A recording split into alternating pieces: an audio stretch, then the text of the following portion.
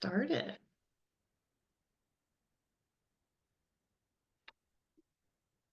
Perfect. We're all piling in here.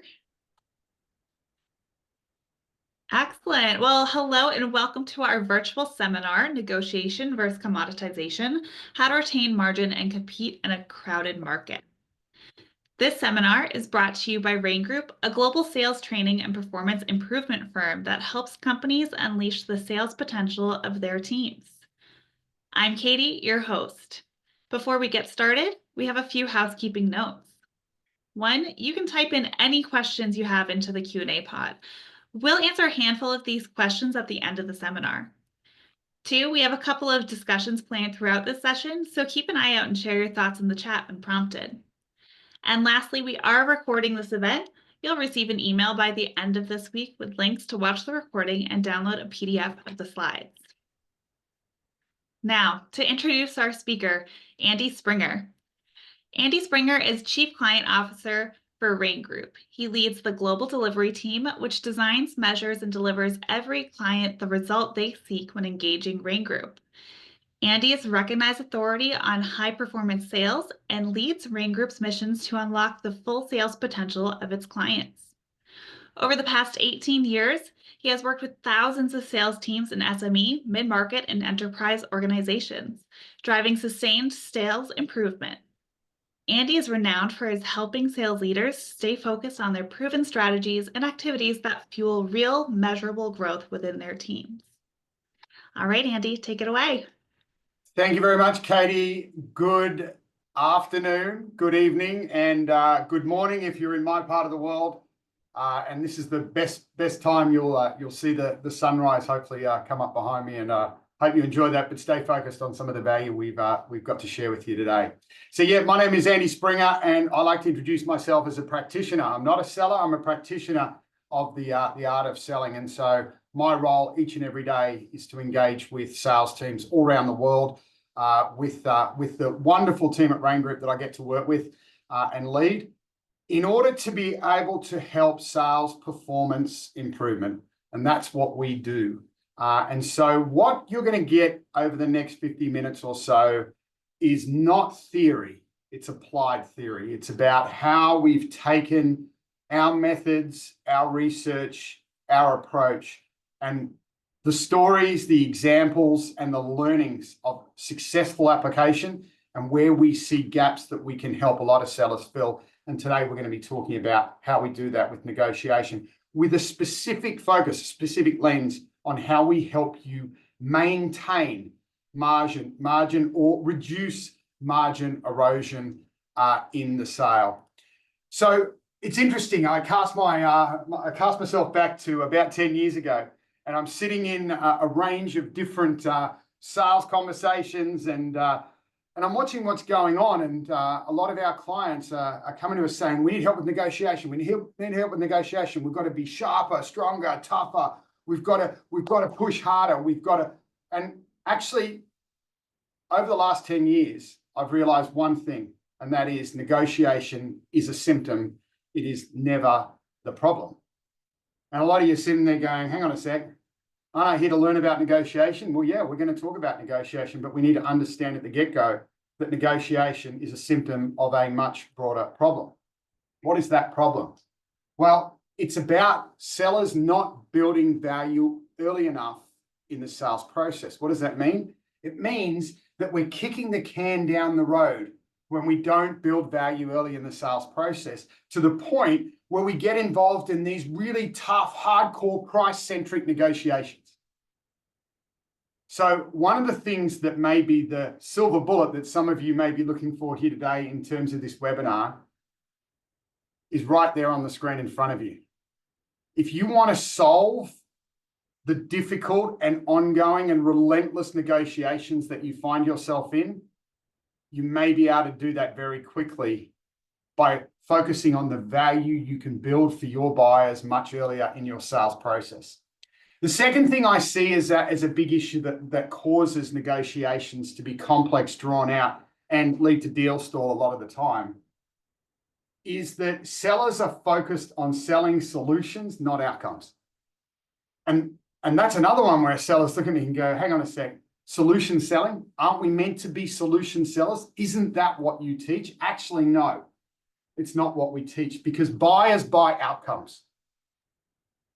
So I want you to ask yourself as we start out our journey today, am I a seller that is clear in terms of the outcomes that we drive for our buyers, for your customers, for your clients? Or am I focused on my solution that I'm looking to sell? Am I a buyer-centric seller, or am I a seller-centric seller? Because it comes through really strongly in terms of that focus. Buyers buy outcomes. If you really own that and understand it, you'll also very much improve the outcomes of your negotiations. And then the other thing we see is, and it often has a strong link to solution selling, and that is we just dive enough to uncover customer need, buyer need, so that we can then position our solution.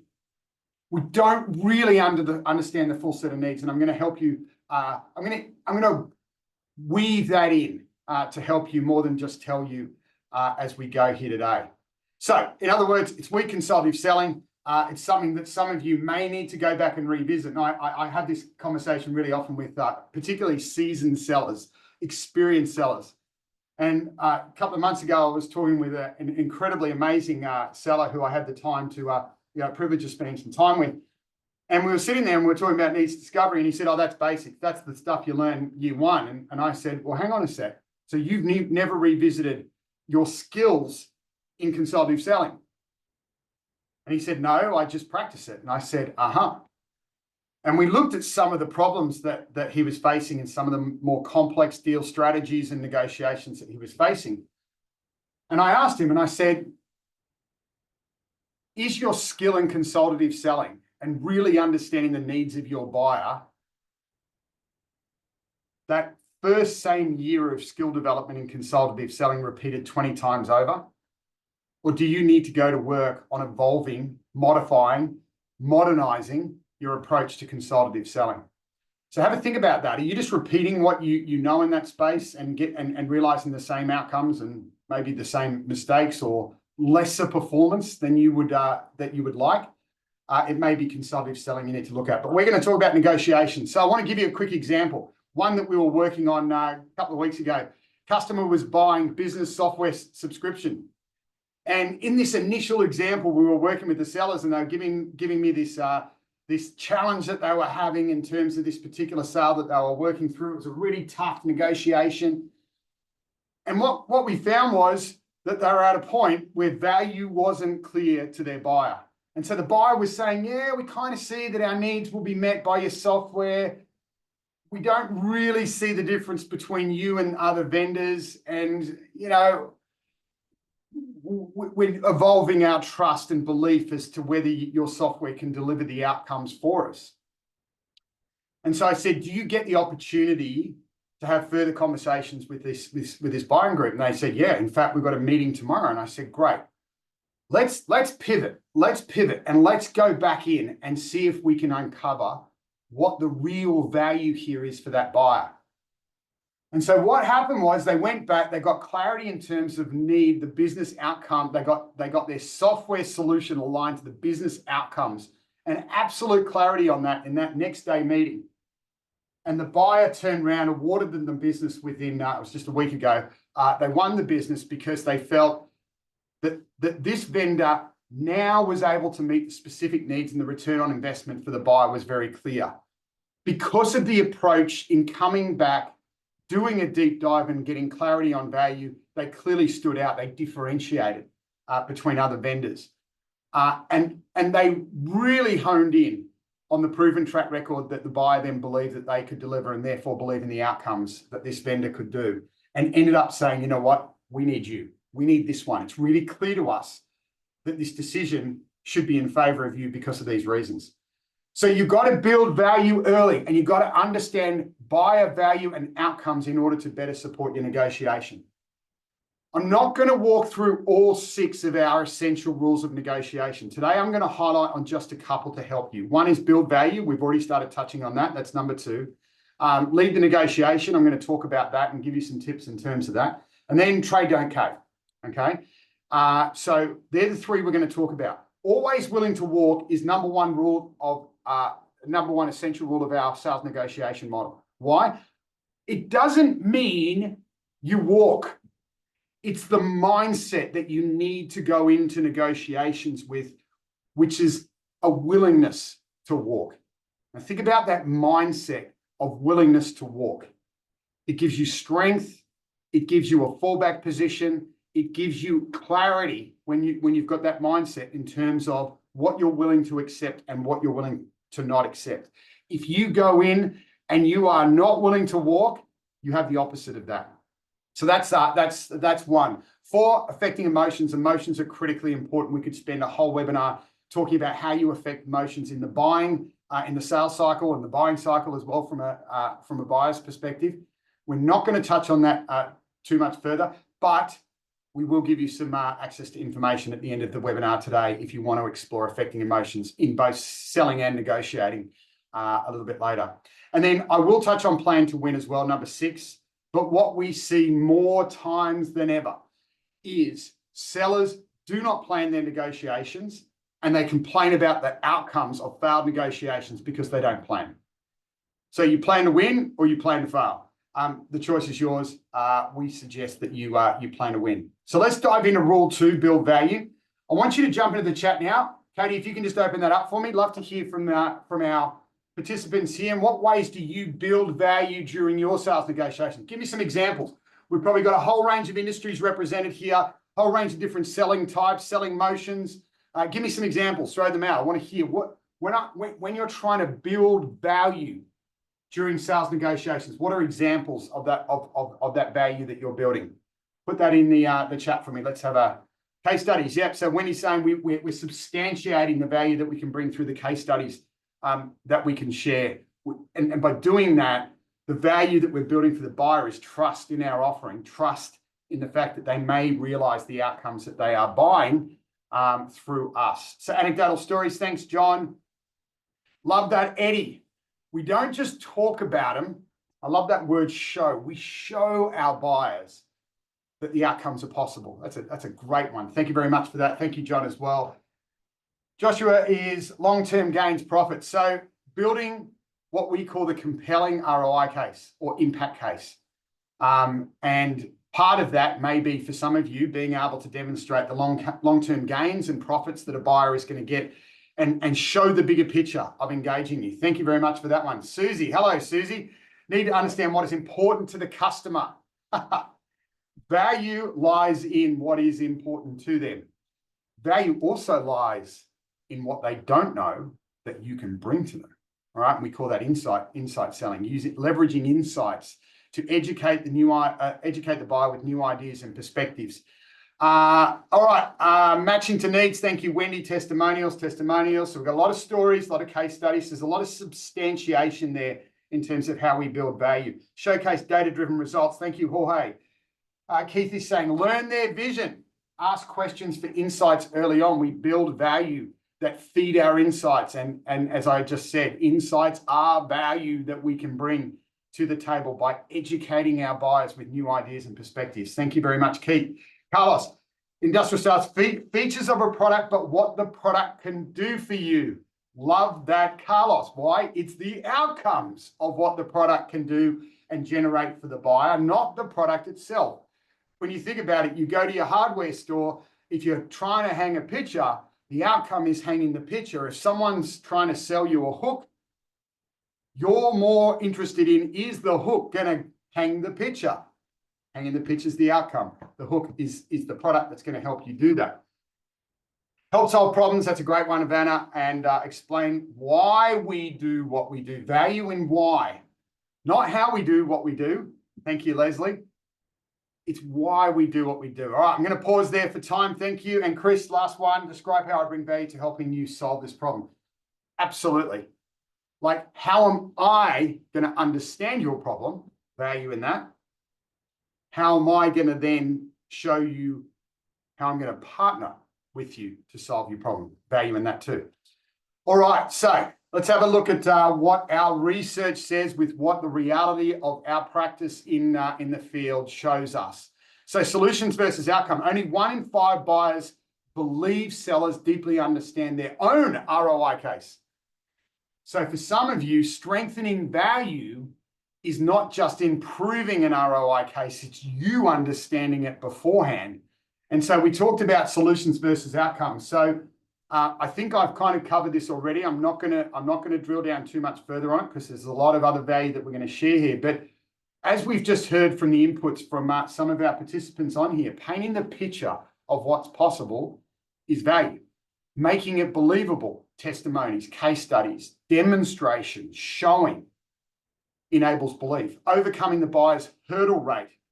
Some of you may sit there and go, what's the hurdle rate? Google it now. We don't have time to deep dive into that, but that's an important one.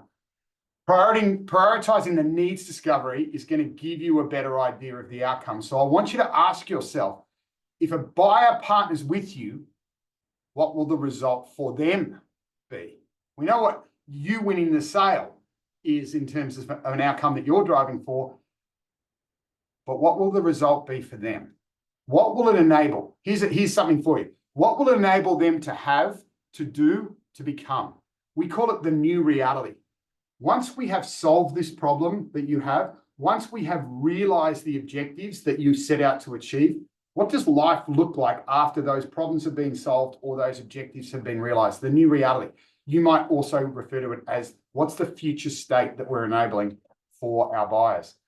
So building value creates leverage in your negotiations. So 62% of buyers agree they have flexibility to pay more if the seller demonstrates why doing so is worth it. 62% will pay more, and yet sellers will keep coming to me and the team, and they'll often say, yeah, they just don't have the budget. Yeah, we're in a deep price negotiation and it's hardcore, stripping out everything because they won't pay more. They're not paying more because they don't see the value to pay more. They're not paying more because they don't see you as anyone different who's turning up offering the same commoditized offering. If they're commoditized you in their thinking, the key differentiator for them is price. The only way to trump and earn more is to bring more value to the table. The perception of value is critical in improving this and bettering the outcomes in your negotiation. So you've got to know the outcomes, right? The more value you have, the more you can trade. We're going to get to rule 5 a little bit later. You've got more value, you've got more to trade. And we'll show you how important trades are in affecting really good outcomes for you and your buyers in the negotiations, and how that directly links to you retaining margin. Less value means you're going to cave earlier in the negotiations. If you're giving away too much, right? A lot of you are nodding here. I can see it, even though I can't see you. I know some of you are going, yes, Andy, I'm giving away a lot in my negotiations. Then guess what? You're giving away a lot because you have the least amount of value that you're sitting on in terms of your negotiations. More need, stronger value case, right? So all of these things align. How do you build a really strong value case? You've got to resonate, right? The way you resonate is you've got to answer the questions. Why should your buyer act? Why should they act now? You've got to differentiate. I'm going to come back to differentiate in a sec, because a lot of you get caught up in substantiation. We are different. This is the most common thing I hear from sellers. We are different because we've done this before and we can do it for you.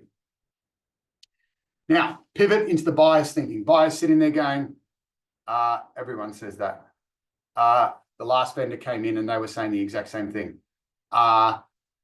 You may think you're different, but we can't see why you're different, right? So differentiation is not substantiation. Just because you've done things before, you've got case studies, stories, you can prove the ROI case of where you've done it before, does not automatically mean to the buyer that you are different from other vendors. Why? You need to expect that everyone comes in and says the same thing.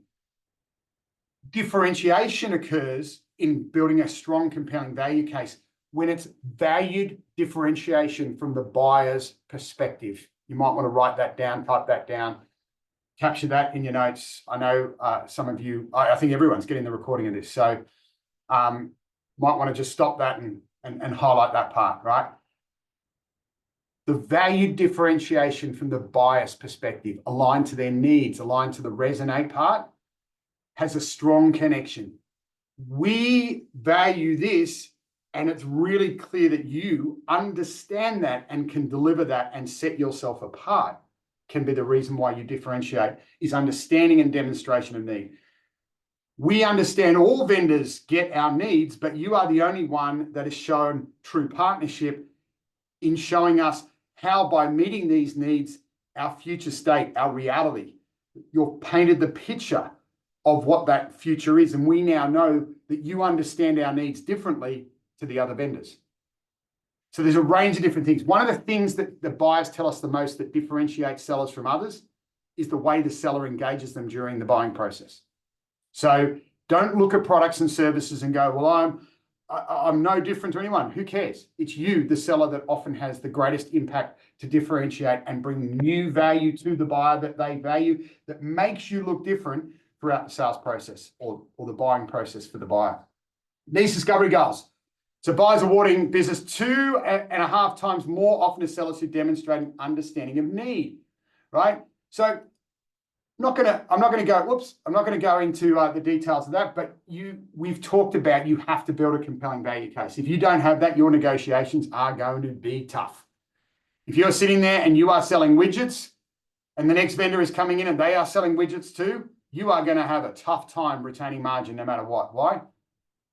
The value case is not really compelling. The value case that we just said, it may resonate, it may substantiate, but you don't differentiate. The number one cause of tough negotiations is lack of differentiation from a buyer's perspective when looking at all vendors, right? Just because you think you're different doesn't mean the buyer does, right? So compelling value case that helps differentiate you is critically important. Potential trade pieces, we'll get to that shortly, and then understanding of the buyer's afflictions and aspirations. I was sitting at the world's largest insurance company yesterday, hearing a report out from their senior executives in terms of a range of different initiatives we're working on through a global sales transformation. And I had the privilege of sitting there in these report outs with the global executive team sitting next to me. And they said one thing, and one of the leaders said one thing critically important in their report out. They said, we're really good problem solvers in the insurance space, but what we're not good and what we weren't good at before this process was undertaken was understanding the aspirations of our buyers. We understood their problems. We didn't understand their goals, objectives, desires. And by combining those two, it's had a profound impact in terms of the way in which they both sell and the outcomes that they're realizing for their insurance clients. So it's not just the problems that you can solve, it's the aspirations that you can help your buyers realize as well. And if you don't know your buyers' aspirations, you may look at that and go, well, that is an area that is limiting me or impacting my differentiation, that's causing tougher negotiations to occur. So we're going to create leverage in our negotiations. There's two quick ways that we can do that. One is through objectives. I know what your objectives are. You're probably very clear on your objectives, but what are the buyer's objectives entering a negotiation? We've got to think about their objectives, and then we've got to think about what are the possibilities for both us and them to realize a successfully negotiated outcome that has mutual benefit. If you lose in a negotiation and they win, the buyer wins, that's one-sided benefit. How do we create mutual? Now, is that win-win? We'll have that debate another time. But it is close to win-win. We want to seek to drive as much as possible in our negotiations all the time. So in terms of objectives, how do we do that? Very simple way. We ask them directly, what are your objectives? What are you looking to achieve? What does a successful outcome in this negotiation look like, or in this deal, or in the outcome, in the purchase that they're undertaking at the moment? Ask them directly. Ask them questions designed to get information that is going to support you to deeply understand their overall objectives. Share your objectives. There's a real difference, and you'll see that pivot, particularly in your negotiations, when you're open and transparent in terms of, I understand what you are seeking to achieve here. Here is what we are seeking to achieve. And if you think about the human psychology, the psychological dynamic that's involved in sharing your objectives, you'll see the pivot point that it creates in your negotiations. I know some of you who I can see names on here already understand the power of being open with your objectives in the negotiation. Encouraging reciprocity, so getting back and forth going. Critical element to advancing negotiations is reciprocity. And then reversing the roles. If you're in my shoes, put yourself in my shoes. I'm putting ourselves in your shoes right now, and I'm seeing from a buyer's perspective, here's how you might be thinking. Reverse the roles, demonstrate empathy, understanding throughout the negotiations when seeking to uncover objectives. Value-added actions to explore possibilities. Articulate your value and differentiate over the competition from a buyer's perspective. Think about differentiation from a buyer's perspective. Share new ideas and insights. We've got a lot of you already thinking about that, hopefully practicing that. If you bring new ideas and insights, you educate the buyer with new ideas and perspectives, it has a profound impact on your priority listing and when it comes to selecting and awarding business. Buyers love sellers who educate them with new ideas and perspectives, and it brings a complete transformation in the value equation when you do that. Where possible, bring new insights. Mutual brainstorming, show them, partner, work with them. We're on this journey to achieve a successfully negotiated outcome together. Brainstorm, bring out new ideas and possibilities of what we can do to the negotiation so that we achieve a mutually beneficial outcome. Obviously, make sure you've got some tiered options. Here's the best way we can approach this. Here's a better way, and here's good. Don't go in with one. If you go in with one and they've got five, guess what's going to happen? They're going to successfully negotiate more effectively than you. You've got to bring options to the table. You've got to plan your options for your negotiations before you go in. And then you've got to present multiple offers simultaneously, right? And show how value is aligned to those offers. And then what's involved, what may be the trades in terms of realizing a negotiated outcome successfully. So here's some questions. As I told you, I'm not just going to give you theory. I'm giving you things right now that we know work because we put them into practice in supporting effective negotiated outcomes with the sellers that we work with. What does the buyer value most? What does the buyer value most? By the way, this slide it was built with me straight from the coalface to help you in real life preparation of your negotiations. This is in addition to our core method. So there's some new value here for you. What are the buyer's objectives for the negotiation? We just covered that one. What are my objectives? Am I clear on my objectives? If your sales manager turned up to you today and said you're about to go into that negotiation with X customer this afternoon, what are we seeking to achieve? Would you be able to answer that clearly and concisely? What possibilities are you going to look at in terms of and share throughout the negotiation in order to advance it? So 4 very quick questions. If you don't have a lot of time, and I know sellers, the number one complaint they tell me is, I'm time poor, I don't have a lot of time. Hey, there's 4 questions you can answer very rapidly to help support a better negotiated outcome in the way in which you're engaging your buyers. Number 3, lead the negotiation. Look at this. Top performers 3.5 times more likely than the rest to be extremely confident in participating in negotiations. Why? They turn up prepared and ready to lead. They turn up with a solid value case that creates confidence for them to be able to lead the negotiations. If you are turning up to negotiate on price, you're in trouble. If you're turning up with a very strong value case where price is, of course, part of that, and you are looking to protect your price, protect your margins because you have so much value that you are going to bring to your buyer, watch how it impacts your and strengthens your negotiations. So if you don't lead, you're going to be playing catch up the whole negotiation, right? You need to set the agenda and you need to stay prepared for what's coming next, but you need to start. You need to go first. Go first with ideas, objectives, the price. Be upfront with the price. Don't be afraid of the price because the price should be directly reflective of the value you bring. If there's a gap between perception of value and the price, then you have a gap in terms of your value proposition. Your value proposition is the issue, not the price. The price needs to reflect the value every single time, and the price needs to reflect the value from the buyer's perspective. Some of the things that you might do coming out of this is very simple, right?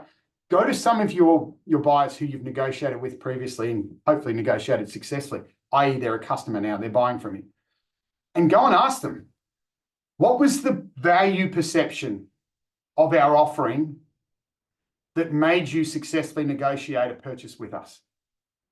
Tell me what the value perception is. Beyond price, beyond the product or service offering, what was the total package of value that was in your eyes when you were making this decision and negotiating with us? You'll get some amazing inputs, way more value than what I can tell you, because we spend a lot of time interviewing, understanding, working with buyers as much as we do sellers, because that's how we bring insight to our sellers that we work with, is understanding buyers better and helping sellers understand buyers better. So here's the impact. I'm not going to go through all of them, but here's the impact in terms of what top performers in negotiation shared with us around why you should lead the negotiation. So they set the agenda, they share value, and they make the opening offer. Despite this, many sellers still do not lead negotiations. So if you go into negotiations intending to lead, you'll be much more likely to have a plan and be more successful. There's a direct correlation to leading the negotiation and a successfully negotiated outcome that realizes mutual benefit for both the buyer and the seller. So look at the difference between top performers and the rest when it comes to their approach around leading negotiation. It is stark. As I said, we will share this data with you if you want to deep dive on it further. I just don't want to sit here quoting stuff that you can read. So hopefully you saw that. And as I said, we'll share that information with you. So we've got to identify the type of negotiation we're about to enter into.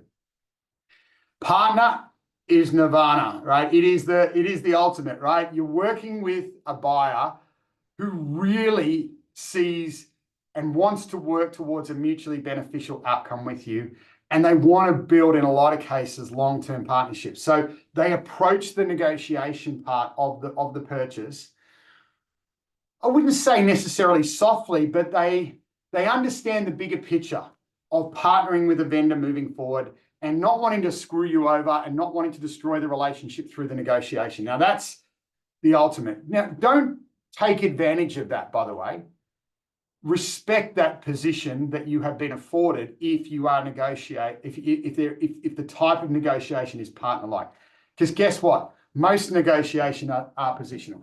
A lot of you I'm seeing in the virtual world probably nodding your heads now, yeah, Andy, a lot of my negotiations are positional. That's where both parties claim as much as the pie as possible. I'm in it to win it.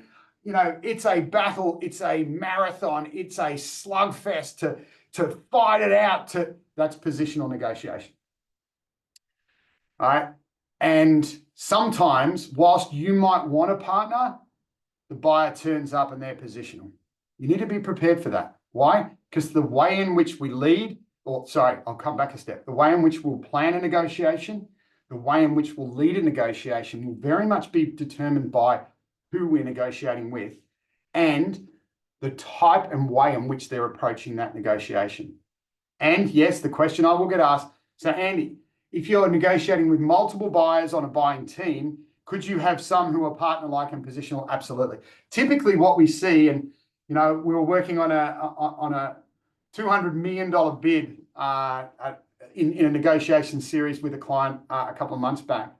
And yes, we had two senior executives, senior decision makers, approvers, if you're from the RAIN world, who were in these negotiations that really wanted to make sure that the partner selected was going to be okay coming out of the negotiation. Then we had three people from procurement, we had contract negotiators, we had specifiers, there was all these technical experts, evaluators in the negotiating team, and all of them were positional. And so the dynamic was literally in preparation about who's attending, how are they going to approach, and how are we going to work with each of them in terms of their objectives, their requirements, and the outcome that we're seeking to drive to realize mutually beneficial outcomes. So it was a complex one, but it served us greatly, understanding the various different types and ways in which the different people are going to negotiate with.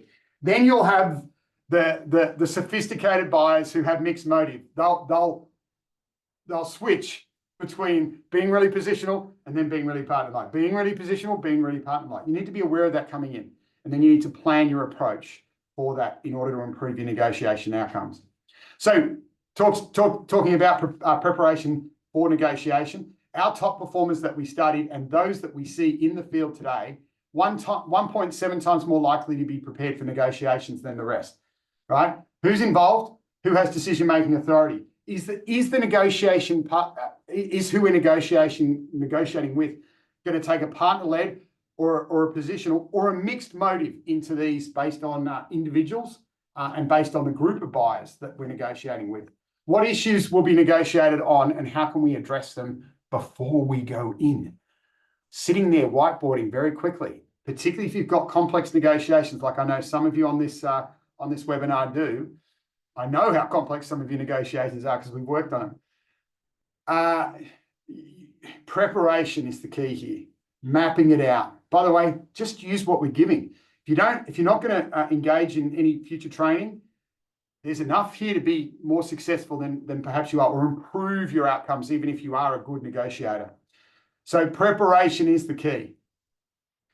Are you coming prepared with ideas and alternatives? So as you see, this is a build on all the things that we've discussed so far, a summary point. You might want to take a screenshot of this if you want to fast track how you apply what we're learning here today, because some of you may have negotiations later today or tomorrow that this is going to help you improve your outcomes with.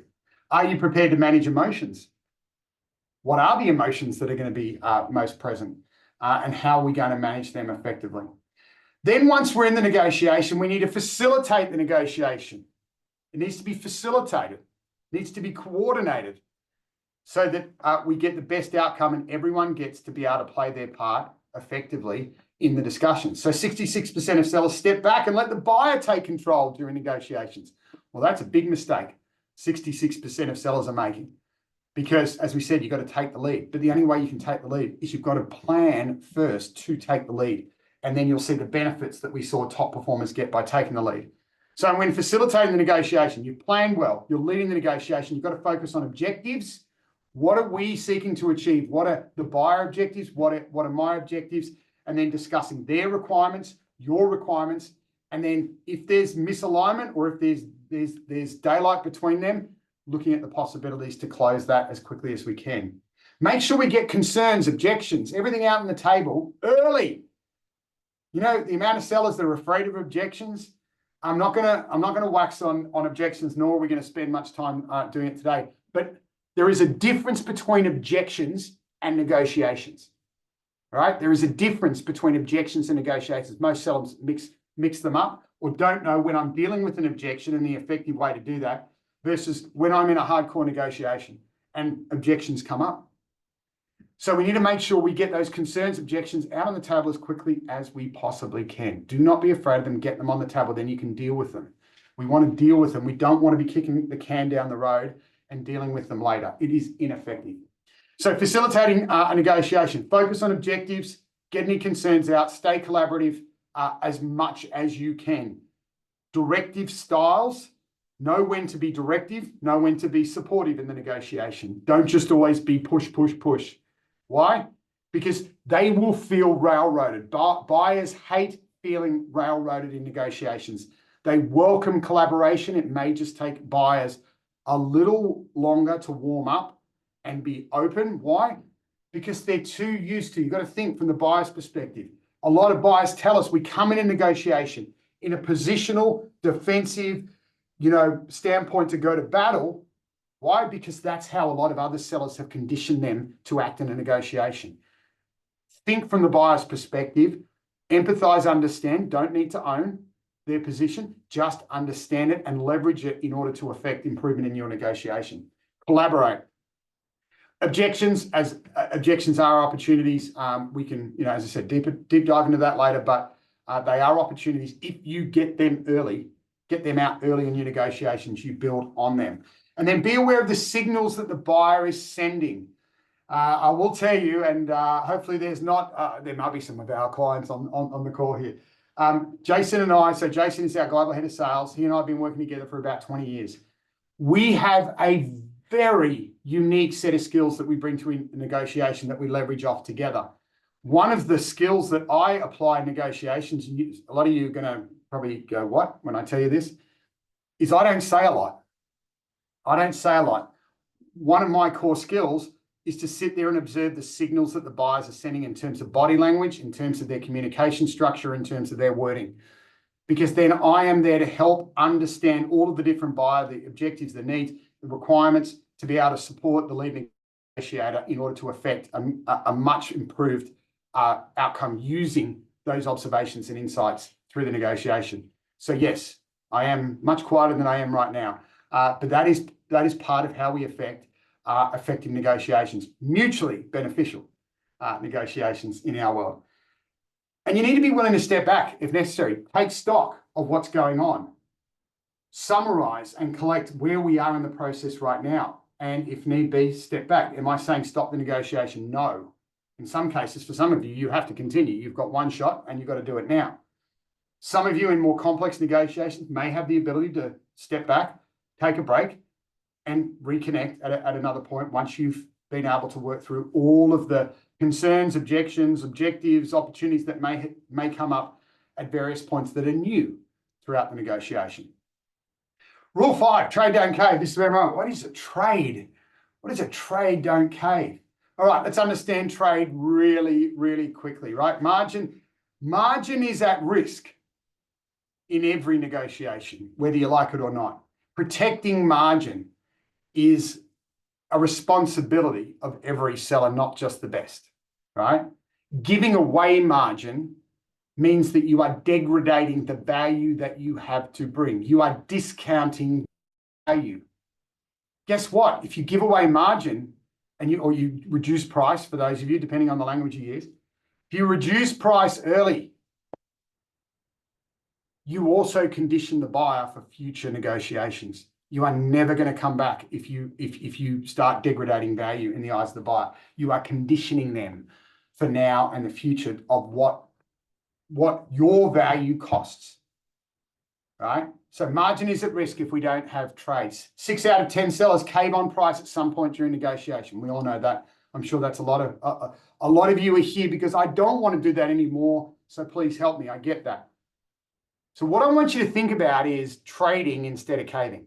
Caving is giving away, dropping price. Price is easy. Price is for lazy sellers, right?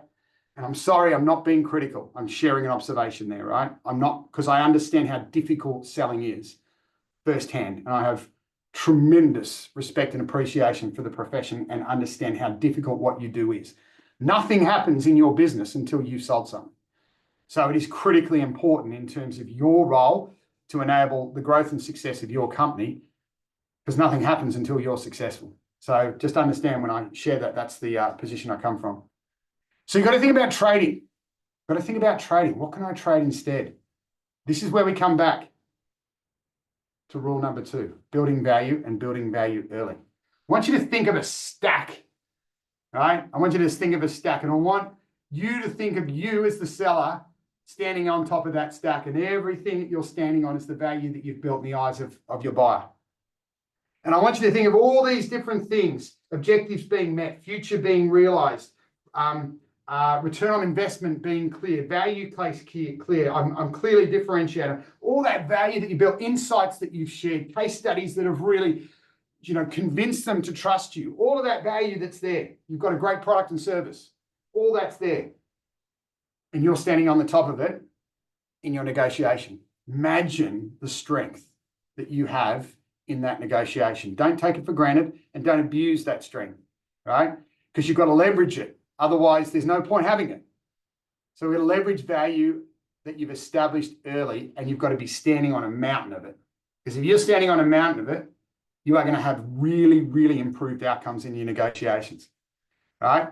So we're going to talk about trading. Let me throw it to you. Just jump on the chat. Sorry, Katie, if we can fire up the chat. Just a couple of inputs I'm looking for as examples.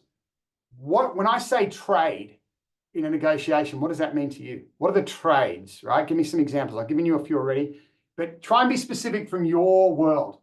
Give me some specific examples of things you could trade in a negotiation, value you can trade in a negotiation. Payment terms. Nice one, Andrew. Great one. Quick off the bat, we can go straight to that. Different delivery times. Thank you, SM. Different delivery times. What else we got? We've got payment terms, Services. Services are a great one to trade. Marketing is an example there that we can trade. Thank you, Melinda. Extended warranties. Great trade.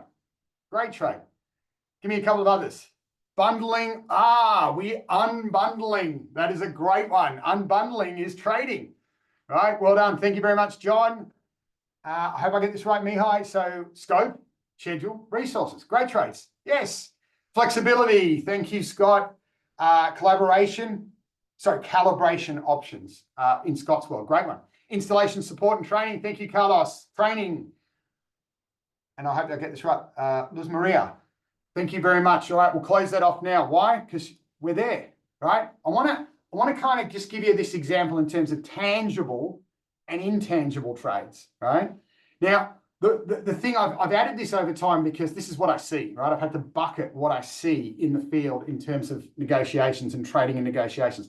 And so the easiest way when I was working with the marketing team to set this up was the way I think about it is what's tangible that I can trade, what's intangible from a buyer's perspective. And as I said, I've kind of put it under there that a lot of your trades, a lot of those things that we've spoken about there, they're tangible type things, right? Services, products, and then a lot of that is service offering type stuff, which is great. That sits in the left-hand side. They're tangible things. They're going to be things that have meaningful, tangible value to the buyer that we can trade. I've given you an example there. 16 times layer 492-bit encryption firewall with subatomic particle nuclear protection. It sometimes feel when I'm dealing with those in the technology world, that's what one of their tangible trades sounds like to me when I'm hearing it. One of our other clients with engine testing, right? Was something that, given the time frame and then the cost of time, they were looking at needing to trade on, which was, we can get you engines. We can get it to you in this time, and because of that, we can get it to you at that price. But guess what? It's going to reduce the amount of hours that we're going to be testing those engines, and that can potentially impact the reliability. Do you want to trade that? But we can get you faster, cheaper, or we can get you higher quality with a little bit of extra time. Trade. 180 years of collective team experience in solving these challenges. The trade is, you want cheaper? Okay, that's fine, but you're not going to get access to the team who are most experienced because they come at a different price because they deliver greater value, but happier to give you less experienced people in order to meet a cheaper price. Great trade. So intangibles are often emotional, right? It's sense of security with trust. Look at the alignment to the subatomic particle nuclear protection. I think that was in cyber software, by the way. Hello to the cyber folks out there. So sense of security with a trusted provider who won't let us down. And that's intangible value. That is an emotional need. That is something of value to the buyer. Sometimes they'll tell you that, sometimes they won't. Good sellers understand how to uncover both the full set of rational and emotional needs earlier in the sales process. Then it becomes something that can be traded on in negotiation. Business continuity is an intangible that you can't see, but you know it's a macro that you can influence. And it's something that a lot of buyers in this instance are gonna want to make sure is in play here. Taking that off the table or putting that at risk, right, creates an impact to them, and it is value they will pay more for. Best consultant. So every meeting, I've already given you that one in terms of layering experience types as a trade when it comes to price as well. So think about your tangible, your intangible trades. Then I want you to think about, well, how, if I've got really good trades, do I develop a stronger sense of power and leverage beyond the mountain of value I'm sitting on? Resonate with need, right? How difficult is it for the buyer to switch to a different provider? Inertia. Now, for those of you who are the incumbent vendor, guess what? The human comfort zone is your greatest asset. Why? Humans don't like change. Humans don't like change. Why? We live in a comfort zone. Sellers, often sellers who are acquiring or conquesting new customers, have to move their sellers out of their comfort zone often into what we call the learning zone. The learning zone is the human zone that sits outside the comfort zone, where when you can get a buyer 1 foot in their comfort zone, 1 foot in their learning zone, they're open to learning more, looking at new possibilities, and they're willing to change. Guess what sits outside of the learning zone? What sits outside the learning zone is the paralysis zone. If you push a buyer too far, too fast, and they are feeling really uncomfortable, they will shut down. So it's a fine balance. But inertia is all about comfort, and so is buying. It's all about comfort. Great sellers push buyers out of their comfort zone into their learning zone without extending them into their paralysis zone, which shuts down deals. Deal stall happens more through buyer paralysis than it does through any other means. Interesting one. We can talk about that another time. So we've got to think about alternatives. So resonance, inertia, alternatives. Think about the ethics.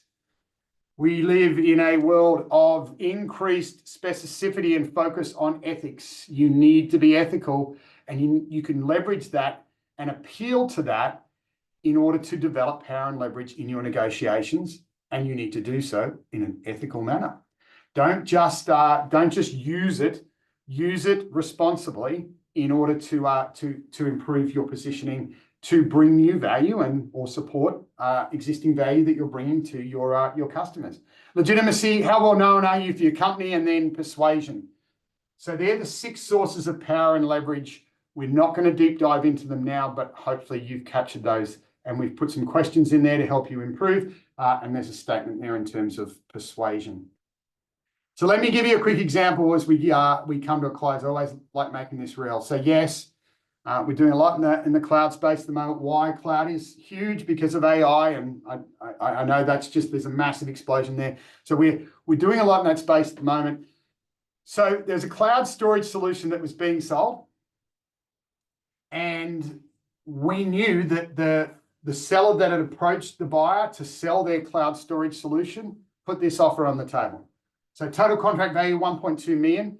Customer stated they were at 875, and if they were going to buy from that seller, they were going to agree somewhere in the 990 space. The focus was a technical solution. Now look at how the second seller turned up, right? Look at how the second seller turned up. They said, what we're going to help support you do is realize a multiplier in your user growth over the next 12 months. We're going to lower your downtime, and we're going to increase your throughput in order to help you scale your business by X multiple. Here's how we're going to do it. This is the solution that's going to get you from where you are now to user growth, less downtime, and scalability or readiness for scale by engaging with us over the next 12 months for us to be able to provide a security footprint that's going to bring true value and support to you, and layering. And I think that's the best way I can describe it, because I know we have non-technical people on there. So same total contract value, 1.2 million. They're bringing almost the same offering from one seller to the next. But through that positioning, even though the customer was at 875, they negotiated and agreed the win of that contract at $1.125 million. Look at the difference. 135,000, a 12% increase because of the way in which they positioned and focused on enabling customer outcome versus selling a technical solution or negotiating a technical solution. Live example. Numbers and all, percentages and all, look at the difference. So for some of you, that may be, you're a great negotiator, you applied all these things, we've given you a couple of tips. You're not too far away from top performance, but you just looked at that and go, I'm always negotiating based on solutions. I need to think about outcomes that the solution enables in order to affect better outcomes in my negotiation. So essentials of maintaining margin. The bigger, these are things I threw out there, and thank you to the team for making them look visually great. The bigger the foundation of value you sit on, that's the mountain I was talking about before, the greater the margin protection you're going to enjoy later in the negotiation. Build value early. Guess what? You can go back. It's very hard, but you can go back at the later stages of your negotiation and uncover what value is if you know how to do it quickly to start building that mountain, even if you're there. Not everyone's afforded that luxury. But for some of you, you're missing an opportunity if you're struggling, if your mountain of value is not a mountain. It might be just a couple of stepping stones that you're standing on. Once you begin to trade value, the whole dynamic of the negotiation changes. So you've got to think about your trades You must have value to have great trades. The more value drives, the more value you have, the greater the volume of trades that you have, the greater the level of margin protection you are going to be afforded. It all comes down to value. So, range of different ways that negotiation drivers sit across the sales cycle. So whether it's in discovering needs, sharing ideas and insights, solution crafting, going deep, building a compelling ROI case early, differentiating yourself throughout each of these stages by the way in which you engage them as a seller, partner with them, focus on outcome. That is what the summary of what this is saying here. All right, Katie, I have made good time. We have 5 minutes left. Hit me up with some questions. I will just kind of preface it. If someone is hitting me up to talk specifically about a specific negotiation, unfortunately, I will not be able to drive into specifics. But general questions that will help everyone on the call, I'm happy to take for a few minutes. All right, Andy, our first question is, how can I respond if a buyer comes into negotiation and beats me to the punch with pricing and terms? So very simply, you have to counter with value, right? You have to counter with value. And you've got to look at it and say, is the pricing and terms aligned to the value that we are going to deliver? And is the value that we are going to deliver clearly articulated and aligned to the outcomes that they are seeking? And that is the starting point to go to, is take it out of price and terms and into, before we jump into pricing and terms, let's make sure we're aligned in terms of your objectives and your requirements being met by the solutions that are going to generate the outcomes that you seek. Take them into that, confirm that, then take them back to price, watch what happens. As I said, the bigger the mountain of value you sit on, the easier the price negotiation will be. Perfect. And if a buyer objects to your terms, how can you respond without derailing the negotiation? Yeah, so lead with inquiry, right? Lead with inquiry. The amount of times I see sellers back and go directive, right? When you've got objections, it is the start of the big mistake, right? The minute you push back, think about the psychology from a buyer's perspective, they retreat. So the minute you have the buyer on the back foot, they're in defense mode, right? You don't have them. What you need them is in open mode, right? You need them open to discussion at this point. So lead with inquiry. Let me understand that better. Tell me more about that. Here is the perspective that we brought into this based on our discussions leading to this. Tell me how that's evolved, how that's changed, where we may have missed something. Help me understand this better. Lead with inquiry. And then you will see many more options and avenues for you to pursue in your negotiation versus shutting it down and trying to protect your position. Perfect. And I think we have time for one more quick one. They love the book Never Split the Difference by Chris Voss. Do you have any other book recommendations on the topic of negotiation? I think I don't want to choose one because actually I think, first of all, I would read our white papers because that is researching top performance in this. That's the first part I go to in terms of what I'd recommend because it's true and it's what's happening now. And we're leveraging off that. And everything I've spoken about here is about seeing and applying our approach in the field, giving you these tips on how to protect margin in your negotiations. I'd start there. And then I think I see a lot of collections. I don't think there's one silver bullet, but I think there's so much value from just studying your craft. So, even bad books, you learn something from, if not just what to avoid and tell someone not to read it. So, yeah, that would be my advice on that. Perfect. All right. Well, thank you so much for your insight today, Andy. That concludes our seminar and Q&A. Just as a reminder that we did record this event, you'll receive an email by the end of the week with links to watch the recording and download a PDF of the slides. Thank you to everyone for joining us today. Have a great rest of your day. Thank you, everyone.